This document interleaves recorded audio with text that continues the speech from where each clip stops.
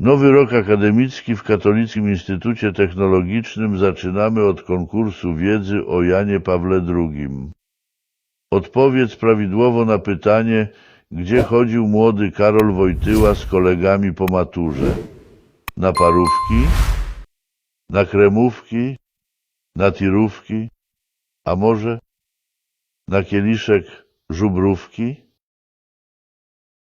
Cześć, witam Was. Moi drodzy, dzisiaj o tak zwanej prawej stronie polskiej sceny. Powiem Wam tak, wyjątkowo nie będzie dzisiaj o PiS-ie, zresztą PiS jest taką samą prawicą jak ja sympatykiem Kaczyńskiego. Ale o tej prawicy, czy skrajnej prawicy chciałbym powiedzieć, ich sympatykach, fanatykach, zwolennikach. Chociaż może gdzieś tam troszeczkę zahaczę też o pisowców, którzy uważają się za prawicowców. Ci prawicowcy bardzo lubią wytykać tej lewej stronie jakieś głupie powiedzenia czy cytaty. Tutaj nie ma co ukrywać. Z prawej strony, jak i z lewej strony znajdą się osoby, które palną coś, delikatnie rzecz ujmując, po prostu idiotycznego. I tutaj nie ma znaczenia, czy to jest prawa strona, czy to jest lewa strona, choć uważam, że wbrew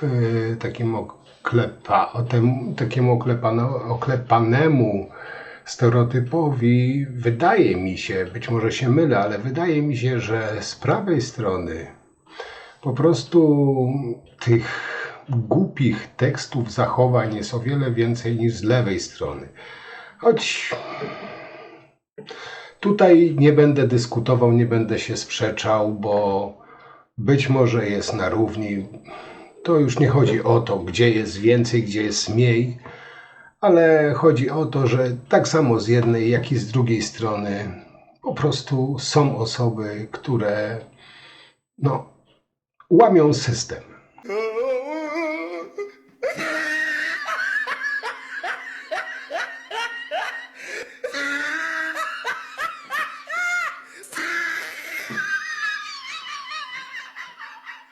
Debil na dole, debil na górze. Powiem Wam, że takich typowo wzorcowych katolickich rodzin po prawej stronie jest bez liku. To katolicy i nie opuszczę Cię aż do śmierci i takie tam. Na przykład pan Kuchciński, druga żona, pan Gliński, druga żona, pan Czarnecki, druga żona, Kurski, druga żona, Terlecki rozwiedziony, Mazurek rozwiedziona, Beata Mazurek rozwiedziona, Krynicka rozwiedziona, Zalewska rozwiedziona. Takie piękne, katolickie, wzorcowe rodziny, osoby, które przy każdej okazji, gdzie tylko jest możliwe, szczególnie przed kamerami, lubią składać rączki do bozi i pokazywać, jacy to oni są wielce katoliccy. Ale jeszcze wracając na chwilę do tego protestu, powiem Wam tak, nie wiem, być może mój lewacki mózg tego nie ogarnia, ale co trzeba mieć w głowie, aby protestować przeciwko edukacji mającej na celu ochronę zdrowia i bezpieczeństwo naszych dzieci? Stary dziad wciska im kity, a te barany idą jak po sznurku. Co rodzice je wyedukują, a który z tych, którzy tam protestują, mówię o tym kwiecie młodzieży polskiej z balkonikami, edukował swoje dzieci do tej pory? Jak im stary, bezdzietny dziad wyedukuje, to Polska się całkowicie wyludni. A wtórować właśnie temu edukatorowi Kaczyńskiemu bardzo lubi Konfederacja. Bo jak wiecie, w Konfederacji też pełno psycholi katolickich, bo ich już nawet nie można nazywać, nie wiem, fanatykami katolickimi. Ja już wam nieraz zresztą powtarzałem, że ja nie mam nic przeciwko katolikom, bo każdy ma prawo wierzyć w to, co chce i tak dalej, ale wciskać swoją wiarę innym, czy łączyć ją z prawem, że tak powiem, świeckim, to już jest kompletny absurd. A gdy już posłowie, czyli reprezentanci narodu, publicznie na swoich konferencjach wypowiadają takie słowa, jakie tu za chwilę usłyszycie, to powiem wam, że włos na głowie się jeży. Jak można być tak, nie wiem jak to delikatnie ubrać słowa, tępym, idiotycznym, kretyńskim. Jak można tak błaźnić się publicznie przed kamerami? Zresztą posłuchajcie sami. Zatrzymać inwestycje Lidla w Giedrzwałdzie. Przypomnijmy, o co chodzi. Chodzi o budowę tak zwanego centrum dystrybucyjnego Lidl Giedrzwałd wraz z bardzo obszerną infrastrukturą przyległą. Giedrzwałd, malutka miejscowość niedaleko Olsztyna, gdzie w 1877 roku miały miejsce objawienia Matki Bożej, która mówiła do Polaków już niemal 100 lat po utraceniu niepodległości, mówiła do Polaków po polsku. Zbliża się okres Adwentu, a później święta Bożego Narodzenia. I jedno jest pewne, szanowni państwo, święty Mikołaj nie kupowałby w Lidlu. Nigdy.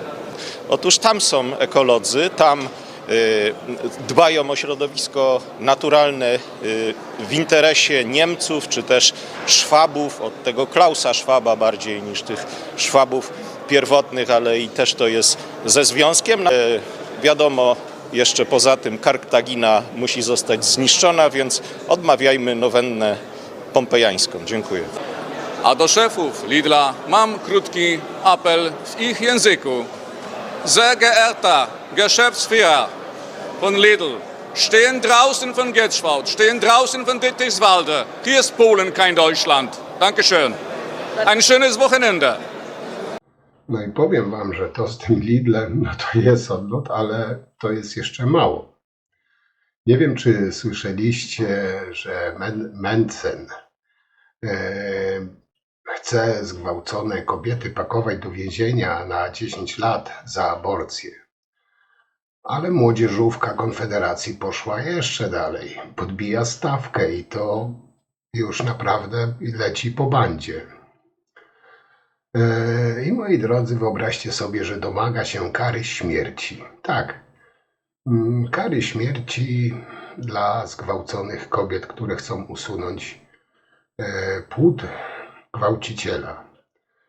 Nie wiem, czy to ogarniacie, ale zgwałcona kobieta usuwa płód gwałciciela. A państwo sterowane jakby było przez Konfederację, czyli państwo prawicowe, państwo Konfederacji, za usunięcie płodu gwałciciela zabija tą kobietę, skazuje na karę śmierci, czyli osieroca. Dzieci tej kobiety z męża robi wdowca. No tutaj nie muszę wymieniać przykładów. Prawo szariatu, no Polska prawicowa, jaką nam Konfederacja by zrobiła, gdyby rządziła. Wyobraźcie sobie, w XXI wieku Konfederacja mówi o tym na terenie Sejmu Rzeczypospolitej i to otwarcie. I myślicie, że przesadzam, że to sobie wymyśliłem? Posłuchajcie. Bez ochrony życia od momentu poczęcia nie ma cywilizacji. Nie ma żadnej, nawet udawanej cywilizacji. Mówmy to wprost również, że jest to morderstwo, a mordercy nienarodzonych dzieci muszą zostać pociągnięci do odpowiedzialności. A słuszną karą za zabijanie drugiego człowieka jest kara śmierci. Śmierć wrogom ojczyzny. No powiem wam tak, potem ludzie się dziwią, normalni ludzie się dziwią, że w XXI wieku w niemal 40-milionowym kraju w środku Europy, w podobno cywilizowanym kraju, dzieją się takie rzeczy jak na przykład takie, że dyrektorka szkoły na Podkarpaciu zgłosiła, że ksiądz dotyka dzieci w miejsca intymne. Jak każda dyrektorka, jak każdy normalny człowiek zgłosiła popełnienie przestępstwa i zabroniła temu zboczeńcowi w sutannie przychodzić do szkoły. Co rodzice na to? A rodzice na to nic się nie stało, księża zawsze macali. To są słowa rodziców. Mało tego, przywieźli nawet taczki, żeby wywieźć dyrektorkę. Jak to się skończyło? Dyrektorka musiała odejść, ksiądz pedofil wrócił do szkoły. Prokuratura nic nie zrobiła. I potem ludzie się dziwią, że PiS, Konfederacja wspierają kościelną pedofilię, która wspiera kościelną pedofilię, wygrywają na wsi. No, jakże może być inaczej? Zresztą, jak widzieliście na początku tego mojego materiału przeciwko edukacji zdrowotnej czy seksualnej, też, jak widzieliście, tam sama młodzieżówka PiS była. A potem dyrektorkę linczują, która staje w obronie dzieci, a księdza bronią. No, wyobraźcie sobie, że to się dzieje tu i teraz, w naszym kraju. Powiem wam tak, mnie osobiście naprawdę kompletnie nie interesuje, czego chcą ludzie wierzący. Nie interesuje mnie, co wierzący mają w swoich głowach. Nie interesuje mnie to, co sobie uroili. Co mówi ich wiara, nie mylić tego z wiedzą. Nie chcę, żeby to, co oni mają w głowie, a co nie ma nic wspólnego z rzeczywistością, miało wpływ na moje życie i na otaczającą mnie rzeczywistość. Wiara, jak już niejednokrotnie mówiłem, powinna być indywidualną sprawą każdego człowieka, prywatną sprawą każdego człowieka, a już na pewno nie mieszać ją z życiem publicznym. No ale jak wszyscy doskonale wiemy, politycy, i tutaj mówię o politykach każdej partii, wcierają sobie gębę wiarą, Bogiem, patriotyzmem i tak dalej, ale jeśli chodzi tutaj o Boga, ja może zrobię w ogóle o wierze osobny materiał, bo myślę, że warto, bo dawno nie robiłem. Ale wracając do umysłów konfiarzy, do prawaków, czy tak zwanych prawaków, bo jest też jeszcze jedno zagadnienie warte poruszenia. A o co chodzi? Już tłumaczę. Jak wiecie, jest polityka, jest Bóg, jest wiara, no co tylko chcecie. I tutaj mogę wam zdradzić tajemnicę, że jest pewna rewolucyjna nowość. Suteryn Alfons Nawrocki jest przeciwnikiem aborcji. No, musi się przypodobać elektoratowi, prawda? Czyli przerywanie ciąży, tabletki dzień po, prezerwatywy, to wszystko jest faux pas. I teraz się zastanawiam, czy przy każdym burdelu w Polsce będą stały, nie wiem, krzyże i żłobki? To jest chyba pierwszy Alfons na świecie przeciwny aborcji. No ale wiecie, Polska to kraj cudów. Ten rewolucyjny program demograficzny Alfonsa Nawrockiego mniej więcej wygląda tak, prawdopodobnie będzie wyglądał tak. Krzyż koło burdelu jako latarnia morska, burdel ze żłobkami, prostytutki siłą przewodnią narodu polskiego. Alfonsi, sutenerzy w Polsce, łączmy się. I hasło wyborcze: z burdelu do Belwederu. Tylko w tym wszystkim zastanawia mnie jedno. Czy kobiety wspierające PiS, Konfederację, te religijne matki Polki nie będą miały problemu z głosowaniem na przykład na Alfonsa? I jak to się ma do ich systemu wartości? Bo jak wiecie, no, oni mają system wartości dość elastyczny, co prawda, ale no to się musi wszystko zgrywać. Choć wierzyć w słowa na przykład Mentzena, który raz mówi tak, raz mówi inaczej, zresztą jak każdy polityk to też nie jest jakąś wielką tajemnicą, ale Mentzen lubi krytykować na przykład Tuska za wypowiedzi, które raz mówi tak, raz mówi inaczej. Ale tutaj wam dam przykład Mentzena, który no, też nie świnia, zdanie zmienia. Posłuchajcie. Służba zdrowia nie musi być absolutnie państwowa, powinna być prywatna. Co więcej, nie powinna być, uważam, regulowana przez państwo. Teraz trzeba to zrobić tak, żeby Polacy mieli dostęp do jak najlepszej ochrony zdrowia. Nikt nie mówi to o prywatyzacji, ponieważ wtedy biednych Polaków mogłoby nie stać być na dobre leczenie. Z tego co wiem, to nikt nie mówi. Moi drodzy, mam jeszcze dwa tematy, że tak powiem, które chciałbym odrobinkę szerzej omówić tutaj w dzisiejszym moim monologu. No ale nie może się odbyć też bez telewizji Rus Publiki. Jak wiecie, ta kuźnia talentów, Kolegium Tuman, gdzie na przykład taka tuza inteligencji jak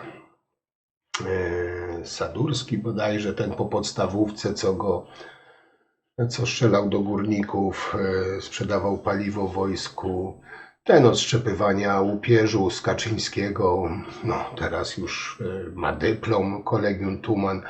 Jak się okazuje, no, cała masa pisowców na czele z wujkiem Dudy tam szlify swoje wykształcenia robiła. No teraz, gdy wyszło na jaw, że tam też uczyli się, w cudzysłowie, uczyli się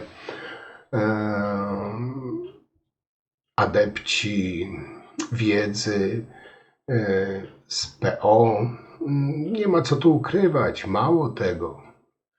Konfederacja tak jechała po tym też Kolegium Tuman. No i wyobraźcie sobie, że tak katolicka frakcja, partia, która brzydzi się kłamstwem, obłudą, zakłamaniem, i marszałek Bosak. Wyobraźcie sobie, że nagle dostał amnezji. I to strasznej amnezji. Oczywiście, tak jak widzicie tutaj na załączonym obrazku, telewizja Rus Publika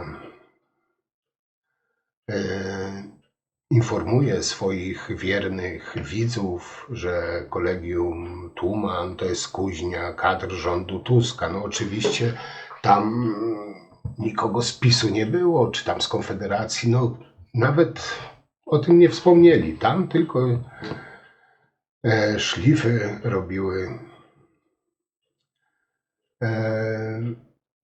ludzie Tuska. No ale to akurat nie powinno dziwić. Telewizja Republika po prostu robi swoją robotę.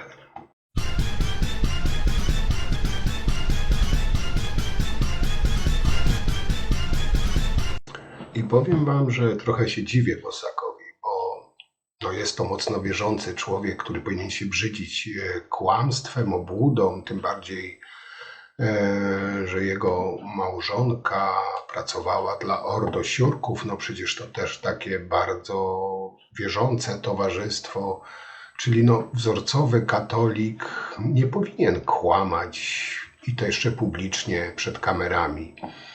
I dziwię się, że tak prawicowy, tak prawy, tak katolicki człowiek może skalać swoje usta takim prostackim kłamstwem. Studiował pan tam? Rozważałem to, natomiast nie podjąłem na dobrą sprawę studiów. A co to znaczy na dobrą sprawę? To znaczy, że co, był pan tam na tej uczelni, czy nie? Złożył pan dokumenty, czy nie? Rozważałem rozpoczęcie tam studiów. Byłem tam studentem przez 2 semestry. Jest pan pierwszym dziennikarzem, który mnie o to spytał. No to ciekawe, ale nie zaczął pan tam w ogóle studiów? Z pracownikami byłymi rozmawiałem i oni tak mówią. Złożyłem tam papiery i na dobrą sprawę, jak oni to zaklasyfikowali, to nie wiem. Musiałbym sam się do nich odezwać i dowiedzieć. Wie pan, jest różnica między rozważałem, a złożyłem papiery. To już idziemy krok dalej. Oczywiście. Kiedy był pan tym studentem? Jakie W to roku były lata? 2021. Nie bywałem na zajęciach. A chodził pan na zajęcia? Uczestniczyłem w zajęciach, zaliczyłem pojedyncze egzaminy. No moi drodzy, ale tak jak już wspomniałem, no tych prawicowych wzorów do naśladowania jest od groma. I tutaj mógłbym zrobić cały serial o tych wyjątkowych osobach, ale pozwólcie, że dzisiaj jeszcze przedstawię Wam tylko, a może aż 2 osoby. Specjalnie zostawiłem je na koniec. Pierwsza osoba, no to jest wzór cnót, litości, no człowiek godny do naśladowania, prawy oczywiście, sprawiedliwy, no niemalże zakonnik. Nie, i nie mówię tu o Czartku, nie, o kimś innym. Będzie to, moi drodzy, krótka opowieść o człowieku, który wstąpił w szeregi rycerzy Jana Pawła II. Jak wiecie, są wojownicy Marii, komandosi Chrystusa, niewolnicy Marii, żołnierze Boga. No jest ich od groma, ale dzisiaj o jednym właśnie z polityków, którzy, jak wiecie, uwielbiają afiszować się z religią. Rycerze Jana Pawła II to jest taki ciekawy, nie wiem jak to nazwać, organizacja? Chyba organizacja. Na przykład, zanim powiem kto to jest, kto to wstąpił w szeregi tych zacnych rycerzy, szlachetnych rycerzy. Otóż jeden z tych rycerzy skazany został za pedofilię. Opiekował się ministrantami. Przypadek? Chyba nie. Rycerz Jana Pawła II, Przemysław Czapardzki, skazany został za pedofilię, za wykorzystywanie seksualne dziewczynek oraz posiadanie pornografii dziecięcej. Trafił za kraty na kilka lat. 47-latek pracował w parafii w Luboniu pod Poznaniem, między innymi jako opiekun ministrantów oraz dziecięcej scholi. Tak, to jest ten zakon tych szlachetnych rycerzy Jana Pawła II. No i nie będę was trzymał dłużej w niepewności. Otóż ten szlachetny, nowy rycerz to jest pan Mejza. Ten dla niepoznaki, który ma teraz wąsy i okulary jak Superman. Jak widzicie, wstąpił w szeregi tego zacnego zakonu, żeby nieść dobro i nie wiem, stać w obronie Jana Pawła II.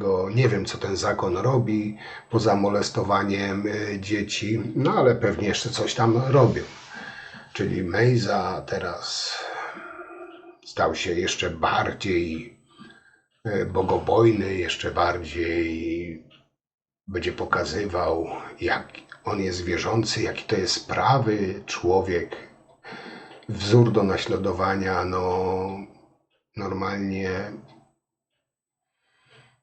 nic, tylko spijać jego, jak to nazwać, spijać jego błogosławieństwa, które od niego teraz płyną po wstąpieniu do tego zacnego zakonu.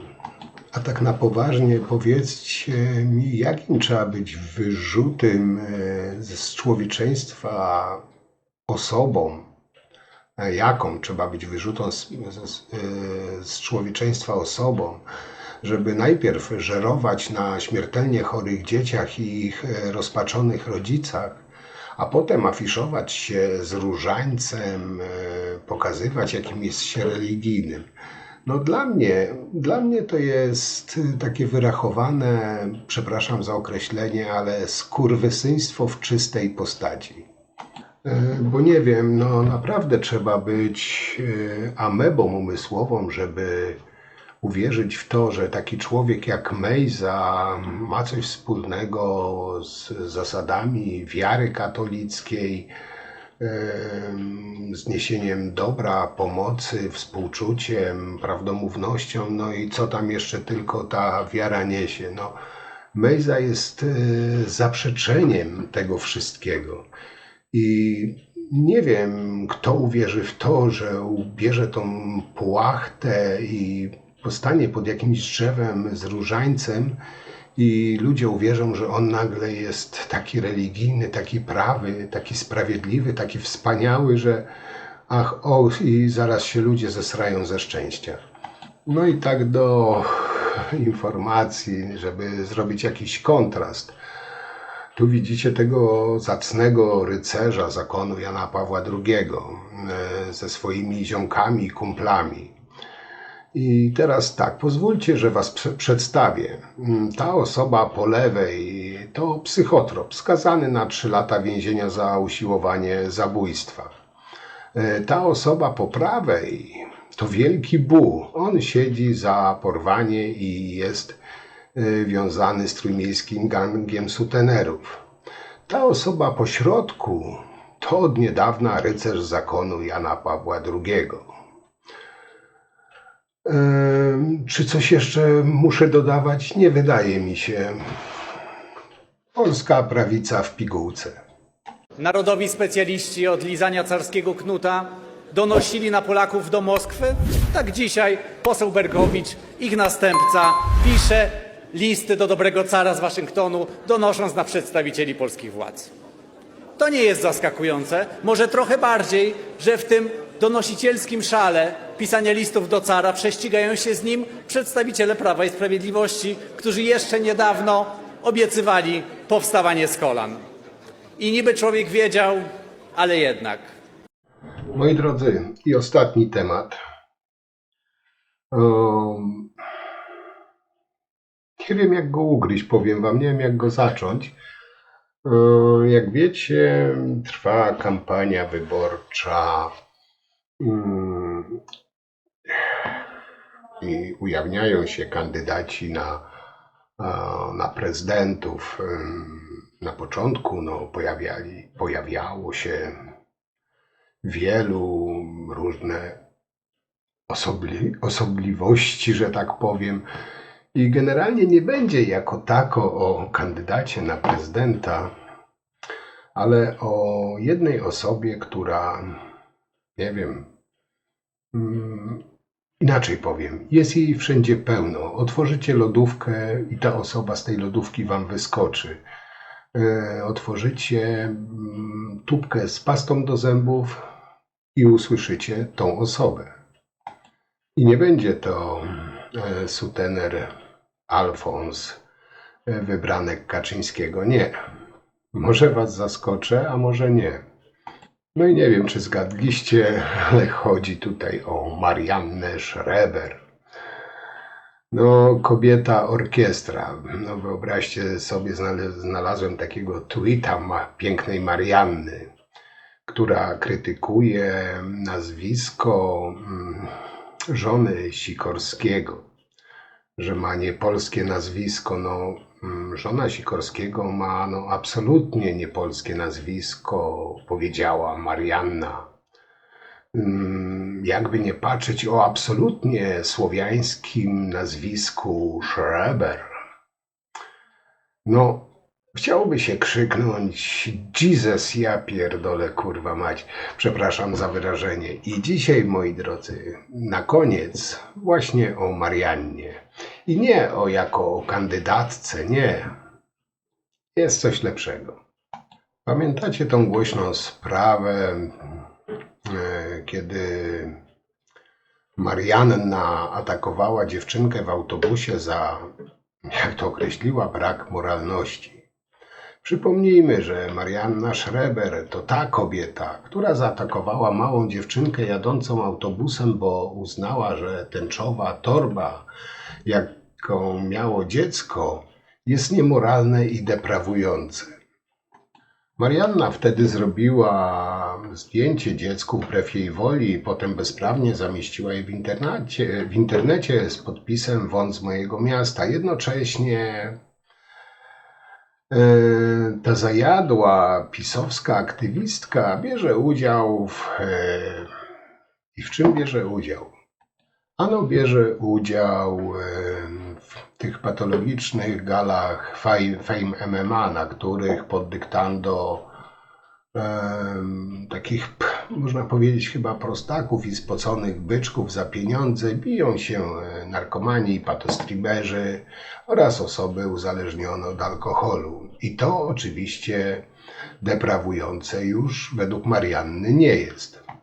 Mało tego, ostatnio ciąga się po parkingach z rozpuszczonymi synkami pisowskich celebrytów o twarzach nieskażonych oznakami procesów myślenia i wpycha im paluchy do gardła, robiąc sobie przy tym fotki. Deprawuje młodzież i dzieci, używając wulgarnego języka i publikując agresywne treści w mediach społecznościowych. Tak mniej więcej, moi drodzy, właśnie wygląda ta słynna pisowska moralność. W sumie przypomina to słynną wierność w relacjach małżeńskich, których można zaobserwować wśród członków tej fundamentalistycznej organizacji katolickiej Ordo Siurki. Tam kiedyś o tym mówiłem. A może bardziej przypomina jednak Karola Nawrockiego, prezesa IPN, klepiącego się po plecach z nazistami, bandytami z gangów, które zajmują się dystrybucją narkotyków, gwałtami i wywożeniem polskich kobiet do niemieckich burdeli. Jednym słowem, Karol Nawrocki na prezydenta RP. Ale tak jak powiedziałem, nie o Karolu, chociaż może tak zanim się rozkręcę z Marianną, wrzucę wam jeszcze fragment z Karolem, bo to taka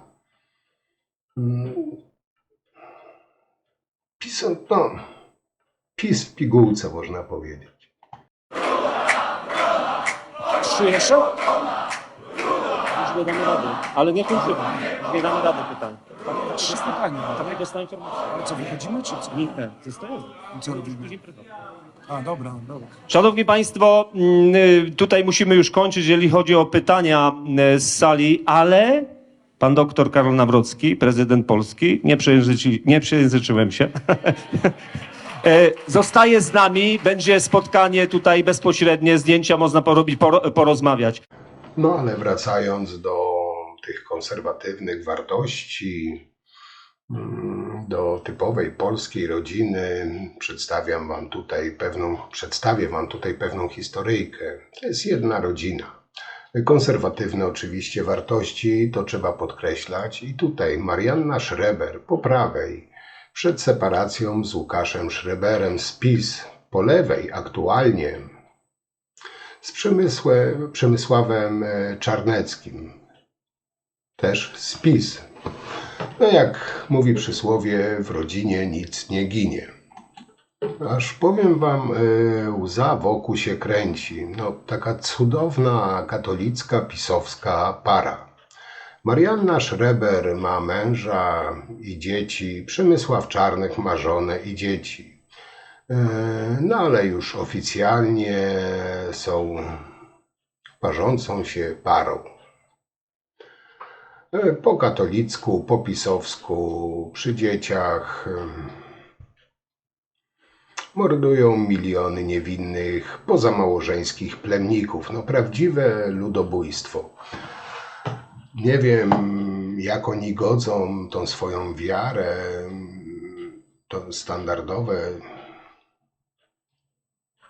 chrześcijańskie wartości, z tym, że mieszają się, bo nie wiem, jak to nawet nazwać. Oczywiście w internecie wylało się mnóstwo hejtu lub nieprzychylnych komentarzy. No jak wiecie, Marianna lansuje się na taką idealną kobietę, która wszystko wie, która robi wszystko zgodnie z zasadami i tak dalej, i tak dalej. Już w końcu, czytając te komentarze, wyobraźcie sobie, napisała tak: ludzie, wasze komentarze są naprawdę okropne. Nigdy nie sądziłam, że można osiągnąć taki poziom okrucieństwa, obrzydliwych sformułowań, obrzydliwych tekstów. Przypomnę, jak zaatakowała małą dziewczynkę za torebkę, ale no wtedy to, no wiecie, moralność Kalego. Nie mam słów, by wyrazić swoje ubolewanie nad tym, co się dzieje w moim kierunku. Jak piszę dalej, to wszystko nie pozwala mi żyć na własnych zasadach, do czego mam przecież prawo. To jest jednym słowem obrzydliwe. Marianno, obrzydliwe było atakowanie małej dziewczynki. Robienie jej zdjęcia i wrzucanie tego zdjęcia do internetu. To było obrzydliwe. Jest mi tak po ludzku przykro, ciągnie Marianna. Przeczytałam kilkadziesiąt artykułów na swój temat, wypowiedzi znawców i psychologów. Mówiłem, że oczytana kobieta. To, że jestem z kimś dla korzyści albo nie jestem. To, że ktoś jest czemuś winny albo i nie.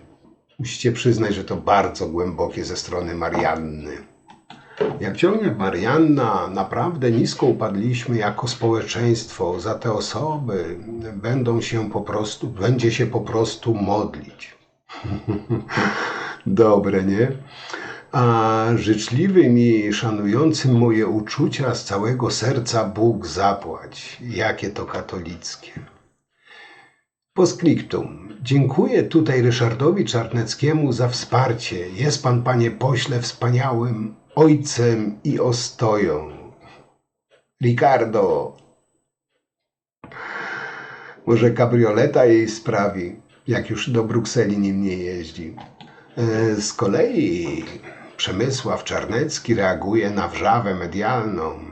Hejt nie zniszczy mojego uczucia do Marianny Schreber. Z mojej strony jest to ogromna miłość. Bóg tak chciał. I nie jest to plotka, moi drodzy, bo ta nasza konserwatywna, katolicka, religijna, wierna zasadom Kościoła, Marianna, no i oczywiście Przemuś, Czarnecki potwierdzili w mediach społecznościowych, że układają swoje życie razem. Wszystkiego dobrego na nowej drodze życia, tylko po co ta obłuda, po co te zakłamanie? Odpowiedzieli przy tym, tak jak wspomniałem, na krytykę, jaka spotkała ich w sieci. Jeśli ktoś myśli, że hejt zniszczy moją relację z Marianną, to jest w błędzie, zaznaczył Przemuś Czarnecki. Powiem wam tak, o Mariannie też można by było mówić długo i dużo. Jest to osoba, delikatnie rzecz ujmując, kontrowersyjna. No, ma parcie na szkło, chce zaistnieć i wszędzie jest jej pełno. To, że sobie układa życie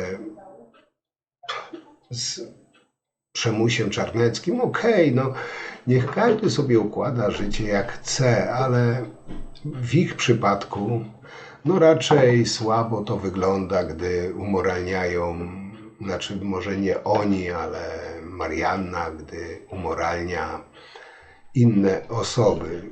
Niech najpierw posprząta w swoim ogródku, a potem zagląda do cudzego. Taka dobra rada. No ale wiecie, jak to jest. Życie z partnerem jej widocznie dopisuje. Marianna zaczęła ubijać masło. Powiem wam, że ten post Marianny rozbawił mnie do łez. Tutaj niby produkuje własne masło, bo tak strasznie podrożało. No jak za PiS-u drożało, to jakoś nie ubijała masła. Teraz zaczęła ubijać masło, chociaż kostka masła obok niej leży. No, absurd goni absurd, ale to jest prawicowy stan umysłu, także no tutaj raczej Marianny tematu ciągnąć nie będę. To wiecie, no pomijając masło, związek, jakby nie patrzeć, jeszcze żonatej kobiety, zamężnej kobiety, przepraszam, z żonatym facetem, to jest bardzo katolickie, bardzo polskie, bardzo pisowskie, także wiele szczęścia na nowej drodze życia, droga Marianno. No, z tym dokarmianiem tutaj to też dziwna sprawa, no ale tego raczej komentować nie będę. Pozostawię wam to do waszej oceny. I tak zbliżając się już, moi kochani, do końca, chciałbym jeszcze wam coś przedstawić, coś zaprezentować. I tak już na koniec, moi kochani, chciałbym wam przedstawić nagranie, które no, pisowcy bardzo, ale to bardzo chcieliby, żeby zniknęło. No jak wiecie, w internecie nic nie ginie. Czemu tutaj widzicie Antosia Brzozę Macierewicza i Beatę Oborową-Broszkę? Otóż, moi kochani, Beata Szydło razem z Macierewiczem odwiedzili na zamkniętej imprezie urodzinowej Olgierta L., pseudonim Śledź, kumpla kandydata PiS na prezydenta Karola Nawrockiego. Łączycie kropeczki? To było dużo wcześniej. W zeszłym tygodniu, znaczy no jeszcze w tym tygodniu, funkcjonariusze ABW zatrzymali w Gdańsku 47-letniego Olgierta L. Funkcjonariusze ABW, którzy zatrzymali w Gdańsku Olgierta L., kumpla Karola Nawrockiego, tego wiecie, obywatelskiego, bezpartyjnego, z poparciem Kaczyńskiego. Zatrzymali go w Gdańsku, działali na polecenie prokuratorów prowadzących śledztwo w sprawie ataków, dywersji i sabotażu dokonywanego na terenie Polski z rosyjskiej inspiracji. Łączycie kropeczki? Gdyby dziś rządził PiS, to zrobiłby wszystko, żeby ten filmik zniknął z sieci, ale jak powiedziałem, w internecie nic nie ginie. Czyli jeszcze raz, Becia Szydło razem z Antoniem Brzozą Macierewiczem pojawili się za czasów ich urzędowania, podkreślam, na zamkniętej imprezie urodzinowej Olgierta L. Olgierd L. został zatrzymany przez ABW. Ja to specjalnie powtarzam, żeby tu utrwalić. Olgierd L. to jest kumpel Karola Nawrockiego, tego niezależnego kandydata. Ten cały Olgierd L. jest podejrzewany o dokonywanie dywersji i sabotażu dokonywanego na terytorium naszego kraju z rosyjskiej inspiracji.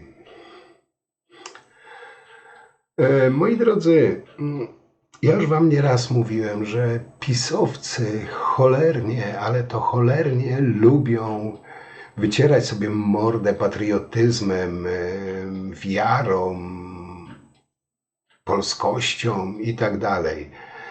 A im bardziej się człowiek zagłębia w ten pisowski syf, tym więcej gówna wypływa na powierzchnię. Zresztą, jeśli by się ktoś miał dziwić,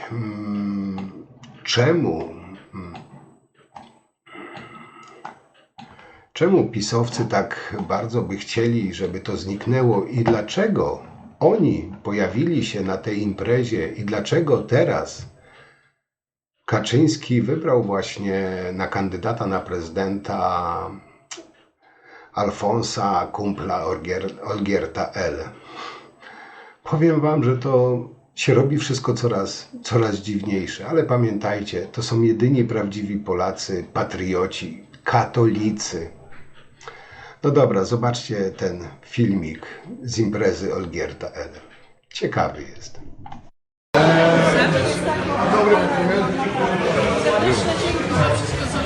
Panie są nam jak nam, dzieciom podziękować, stoją ludzie, nami gałęzie przyjmują.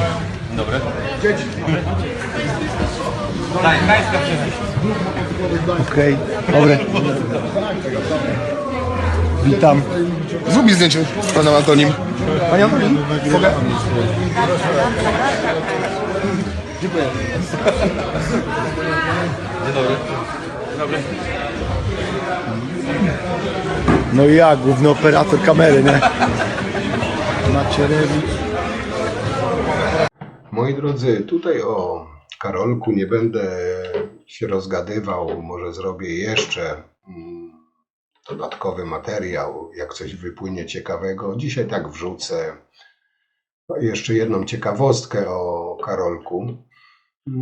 On oczywiście gdzieś tam w Warszawie na placu już całował krzyż, pokazywał jaki to jest wierzący, jaki jest wierny wartościom katolickim i tak dalej. No, obłuda, kłamstwo, zakłamanie, fałsz, to chyba w jednym wielkim skrócie. I jak już nieraz mówiłem, im więcej sobie wycierają gębę patriotyzmem, kościołem, tym większe gówno, większe skurwysyństwo wypływa z ich ust. Takie jest moje osobiste zdanie. Jeszcze wam tutaj wrzucę krótki materiał na temat właśnie kandydata katolickiego, niezależnego, bezpartyjnego, prawdziwego Polaka, kryształa pisowskiego, chociaż on nie jest z PiS-u, ale no, PiS go popiera. No. I powiedzmy, że zakończę dzisiejszy materiał, dzisiejszy temat, bo nie chcę się rozgadywać na temat tego człowieka akurat. Poczekam, aż się nazbiera więcej materiału. Także zobaczcie jeszcze krótki materiał na temat tego kandydata, bo myślę, że warto, żeby Polacy o nim wiedzieli więcej niż wiedzą. To jest dawny bokser amator, który na studiach stał na bramce w Sopockim Grand Hotelu. Umówmy się, no nie musimy znać tego środowiska bramkarskiego z magistrem Dziubką, ale zakładamy, że to jest jedna z najatrakcyjniejszych bramek w Polsce. Problem polega na tym, że on do dzisiaj utrzymuje z różną intensywnością zażyłe kontakty z kolegami z ringu i z bramki, mimo że część z nich to są pospolici gangsterzy, sutenerzy, tudzież kibole. I teraz tak, według naszych informacji opracowanie na ten temat dotarło do samego Jarosława Kaczyńskiego dość wcześnie, gdy Nawrocki był jednym z typowanych kandydatów, a nie faworytem. My mamy ten dokument. 72 strony. Generalnie nie jest to drobna robótka. To jest dość fachowo zrobiony dokument pokazujący związki znajomych Nawrockiego. Staram się być dość precyzyjny i oszczędny w słowach, ale ja magister nie zawsze może mi się udać. Ze środowiskami Kiboli, Lechii Gdańsk, gangów motocyklowych i po prostu pospolitych gangusów. I teraz tak. Pytanie jest oczywiście, jak to powstało? No to powstało, drodzy Państwo, wewnątrz spisu. To znaczy ktoś to stworzył, ktoś za to zapłacił. To jest robota albo ludzi, którzy mają doświadczenie w jakiejś działalności w służbach czy w policji, albo byłych dziennikarzy. Moi kochani, i na koniec naszła mnie taka refleksja i powiem wam, podzielę się z wami tym, co odczuwam, co mnie cały czas gdzieś siedzi w środku. Być może się ze mną zgodzicie, być może nie, ale powiem wam szczerze, że mam tak naprawdę serdecznie dość życia w kraju narodowym, suwerennym, patriotycznym, katolickim, solidarnym. Chciałbym w końcu żyć w kraju po prostu normalnym. I powiem wam, że cały czas żyję tą nadzieją, że w końcu i w naszym kraju, w Polsce, będzie normalnie, będzie ludzie, chociaż może ja się tego nie doczekam, może nasze wnuki się doczekają, ale że ludzie zaczną po prostu szanować siebie nawzajem, że będzie tak kiedyś. Ja już kiedyś wam wspominałem, co prawda byłem gówniarzem, miałem tam 15, 16 czy 17 lat za komuny, ale doskonale pamiętam, że ludzie wtedy żyli biednie, ale byli życzliwi wobec siebie. Zwróćcie uwagę, co Kaczyński z tymi swoimi sługusami z Polski zrobił. I to wszystko dla władzy, dla pieniędzy. Najgorsze jest to, że ludzie głosujący na PiS, są tak ślepi, że nie widzą tego, jak oni zdewastowali ten kraj, jak skłócili naród, gdzie Polak występuje przeciw Polakowi. Ten, kto nie jest za PiS, jest wrogiem ojczyzny, nie jest Polakiem. Ja już nie wspomnę o tym, jaką nagonkę zrobili na Tuska, tylko dlatego, że osiągnął więcej niż Kaczyński, że jest w miarę normalny. Też popełnia błędy, jak każdy człowiek, jak każdy polityk. Ale zobaczcie, przez 8 lat szczucia i nienawiści, pluciem i jadem. Powiem wam, że chciałbym naprawdę, marzy mi się kraj, w którym po prostu Polacy będą Polakami, a nie wrogami wobec siebie. No i mam nadzieję, że ta szopka się kiedyś skończy, że w końcu będzie wspaniale, w końcu będzie normalnie.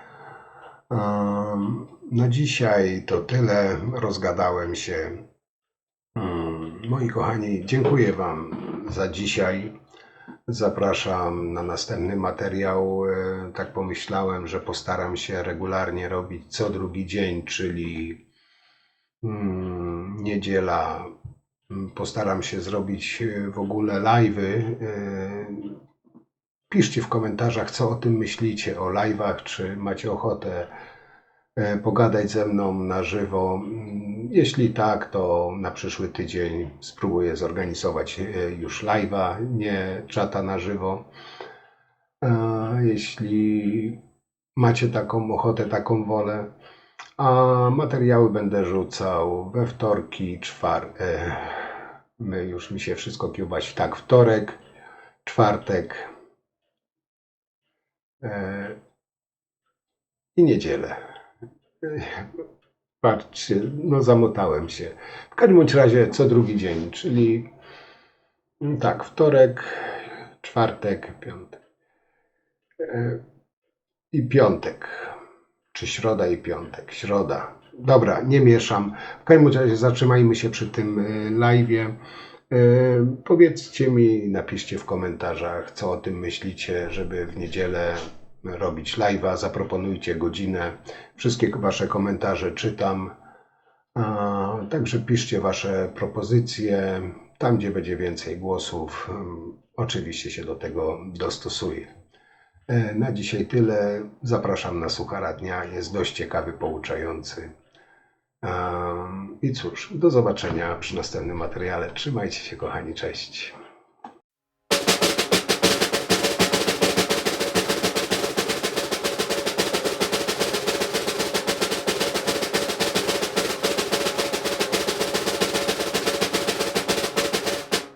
Poprosiłam Maryję o pomoc w znalezieniu auta, bo się kompletnie na tym nie znamy i mogliby nam wcisnąć nawet jakieś stare auto powypadkowe. Znalazła się w lipcu osoba, która ponad miesiąc czekała na to, aż my znajdziemy finanse.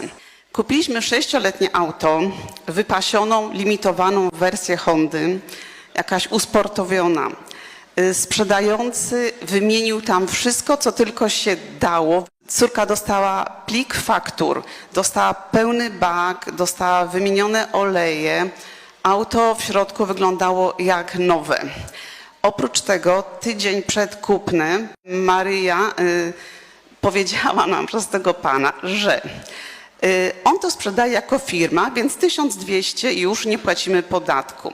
W dniu sprzedaży facet stwierdził, że czegoś tam drobnego jeszcze nie zrobił, więc o 1000 kolejny obniżył.